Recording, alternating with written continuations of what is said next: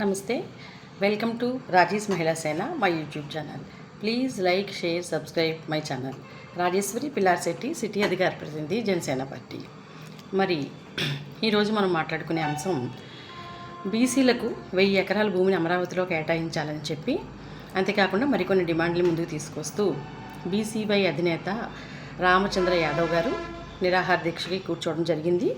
మరి ఆయనకి మద్దతుగా మాట్లాడడానికి ముందుకు వచ్చి శ్రీనివాస యాదవ్ అనే వ్యక్తి పవన్ కళ్యాణ్ గారి మీద అనుచిత వ్యాఖ్యలు చేయడం, దుర్భాషలాడడం జరిగింది. ముందుగా మనం శ్రీనివాస యాదవ్ గురించి మాట్లాడదాం. ఎవరైనా సరే భాష మీ యొక్క సంస్కృతిని, మీ యొక్క సంస్కారాన్ని, మీ యొక్క పరిణతిని, మీ యొక్క విజ్ఞతని, మీ యొక్క విద్యా స్థాయిని తెలియజేస్తుంది. ఎప్పుడైతే భాష దిగజారుతనంగా ఉంటుందో, మీ జోలికి రాని వ్యక్తుల్ని, మీ మాట ఎత్తని వ్యక్తుల్ని, నిస్వార్థంగా వాళ్ళు సేవ చేసుకుంటూ ముందుకు వెళ్ళే వ్యక్తుల్ని, సమాజానికి ఎంతో కొంత సేవ చేయాలని సత్సంకల్పంతో ముందుకు వచ్చినటువంటి వ్యక్తుల్ని ఎలా పడితే అలాగా తోలనాడడం, ఎలా పడితే అలా మాట్లాడడం చేస్తే మరి కుక్క కాటుకు చెప్పు దెబ్బలాగే జనసేన పార్టీ నుంచి రిప్లై ఉంటుందని చెప్పేసి ఈ సందర్భంగా ముందుగా వార్న్ చేస్తూ, లొట్టిపిట్ట కూసంత ఎత్తుగా ఉందని, కాసంత మెడ పొడగ్గా ఉందని చెప్పేసి నేనైతే ఉన్నతరాలను అనుకుంటూ ఆకాశం మీదకి ఉమ్మేద్దాం అనుకుంటే ఆ ఉమ్ము దాని ముఖం మీదే పడుతుంది. ఆకాశం అందరికీ అందనంత ఉన్నతమైంది. అర్థమైందా? శ్రీనివాస్ యాదవ్, నువ్వు నీ యొక్క లిమిట్స్లో నువ్వు ఉండు. పవన్ కళ్యాణ్ గారిని ఎలా పడితే అలా వాగేంత స్థాయి కాదు నీది. పవన్ కళ్యాణ్ గారినే కాదు, ఎవరినైనా కించపరచడం, తోలనాడడం, దుర్భాషలాడడం చేశారంటే వాళ్ళు దిగజారుడు మనుషులని అర్థం, దిగజారిపోయిన వ్యక్తిత్వం కలవారని అర్థం. కాబట్టి నువ్వు రామచంద్ర యాదవ్ గారి తోక పట్టుకొని గోదావరి ఎదడానికి ప్రయత్నం చేయకు. అర్థమైందా?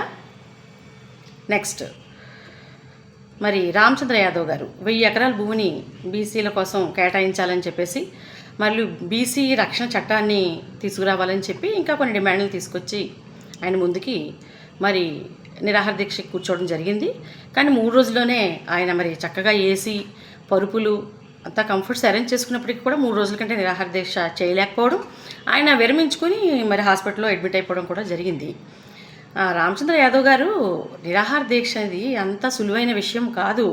నిజంగా నిబద్ధత, నిజంగా నిస్వార్థం, నాయకత్వ పటిమ, దేనన్నా సాధించాలనే పోరాటం, ప్రజల యొక్క ఆశయాలని వాళ్ళ జీవితాల కంటే, వాళ్ళ ప్రాణాల కంటే కూడా పణంగా పెట్టడం, ప్రజల యొక్క ప్రయోజనాలు, వాళ్ళ యొక్క ఆశల్ని నెరవేర్చడం కోసం వాళ్ళ జీవితాలని, వాళ్ళ యొక్క ప్రాణాన్ని తృణప్రాయంగా పెట్టడం, ఇటువంటి ఉత్తమ లక్షణాలు ఉన్నవారు మాత్రమే నిరాహార దీక్షకి కూర్చోగలరు. అటువంటి మరి ఘనత మరి ఆంధ్ర రాష్ట్రాన్ని సాధించి ప్రాణాలని త్యాగం చేసిన అమరజీవి పొట్టి శ్రీరాములు గారికి దక్కింది. అంతేకాకుండా మరి మృత్యు ముఖంలోకి మరి ఆయన తలదూర్చి తెలంగాణను సాధించుకున్న కేసీఆర్ గారికి దక్కింది. అందరూ కూడా అలాటప్పగా నిరాహార దీక్షలకి కూర్చుండిపోతే దానికి విలువ ఉండదు. మీరు ముందుగా తెలుసుకోవాల్సిన విషయాలు, బీసీల యొక్క ప్రయోజనాల కోసం మరి కూటమి ప్రభుత్వంలో భాగస్వామైనటువంటి తెలుగుదేశం పార్టీ అన్న ఎన్టీఆర్ ఆ రోజుల నుంచి కూడా బీసీలకి పెద్దపీట వేస్తూ, అగ్రతాంబూలం ఇస్తూ, అనేక రకాలుగా రిజర్వేషన్స్ కల్పిస్తూ మరి వాళ్ళని ముందుకు తీసుకెళ్ళి రాజకీయంగా మరి ఎత్తులో పెట్టినటువంటి అంశం. అనేక మంది బీసీ నాయకుల్ని, బీసీ సోదరుల్ని ఆయన మంచి లీడర్స్గా తయారు చేయడం మనందరికీ తెలిసిన విషయమే.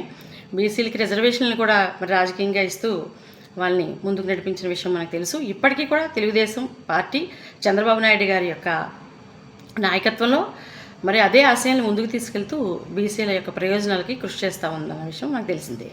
అంతేకాకుండా ప్రజారాజ్యం పార్టీ అప్పుడు కూడా మరి రాష్ట్రంలోనే ఎవరు ఇవ్వనని అత్యధిక సీట్లు బీసీలకి చిరంజీవి గారు ఇవ్వడం, అన్నగారి ఆశయాలతో పాటు బడుగు బలహీన వర్గాల పట్ల అశేషమైన ప్రేమ, వాత్సల్యం కలిగినటువంటి సమాజం పట్ల ఎంతో కూడా మరి అనురక్తి కలిగినటువంటి పవన్ కళ్యాణ్ గారు, జనసేన అధినేత కూడా బీసీలకి అగ్రతాంబూలం వేస్తూ వాళ్ళ ప్రయోజనాల కోసం అనేక రకాలుగా కృషి చేస్తూ ముందుకు తీసుకెళ్తున్న విషయం తెలిసిందే అందరికీ, ఆంధ్రప్రదేశ్ ప్రజలకి. కాబట్టి మీ వంటి వారు దాని గురించి ఎంత చింతించవలదు. అర్థమైందా? అంతేకాకుండా ఏదైతే బీసీల రక్షణ చట్టం అంటున్నారో దాన్ని ఆల్రెడీ అవే కాకుండా మరి కొన్ని బీసీలకు సంబంధించి మంచి పథకాలని మరి చంద్రబాబు నాయుడు గారు మరి కూటమి ప్రభుత్వం చట్టాన్ని తీసుకొచ్చే పదంలోనే వాళ్ళు ముందుకు వెళ్తున్నారు. అవన్నీ కూడా అమలవుతాయి. మరి ఇంకా ఈ సందర్భంగా మనం చెప్పేటటువంటి విషయం ఏంటంటే, రామచంద్ర యాదవ్ గారు అసలు మీకు చాలా అతి త్వరిత కాలంలోనే మరి ఇంత సంపాదన, ఇన్ని ఆస్తులు కూడగట్టుకున్నారు. మరి ఎటువంటి వ్యాపారాలు చేశారు? మరి మీరు వైసీపీ మాటను చేస్తున్న ఈ కుల రాజకీయాలు, ఈ యొక్క వైసీపీ రాజకీయాల్ని మీరు ముందుకు తీసుకెళ్ళకండి, వాటికి స్వస్తి పలకండి.